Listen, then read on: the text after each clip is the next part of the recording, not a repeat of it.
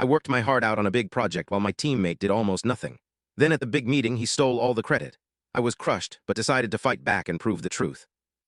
Mr. Collins replied the next morning and invited me for a meeting. I felt a knot in my stomach, but also a flicker of hope. When I arrived at his office, I saw Mike already sitting there looking smug. Mr. Collins started by saying he was surprised by my email and wanted to hear both sides.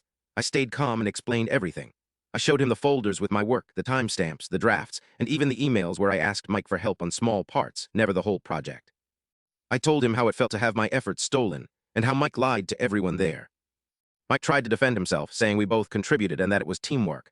But I had facts and witnesses ready. 2 coworkers confirmed that I was the one working late nights and weekends on the campaign. Mr. Collins listened carefully, his face serious. After a long silence, he said he would investigate and promised to keep me updated. I felt relief, but also tension because I knew this was not going to be easy.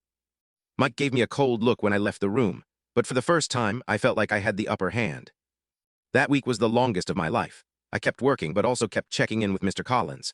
I could tell Mike was acting weird around me. He avoided eye contact and stopped joking like before.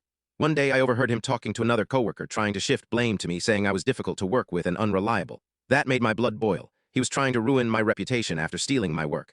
But this time, I stayed quiet. I knew the truth was on my side, and I was ready to let it show. Finally, Mr. Collins called me in and told me the truth came out. They reviewed everything, and the credit was going to be officially given to me. Mike was reprimanded and might lose his role on the team if it happened again. I felt like screaming and crying all at once. It was justice, but the whole thing left a bitter taste. I could not trust people as easily anymore. I realized sometimes you need to fight back, even when it feels impossible. This was my win, but it was only the start of me standing up for myself.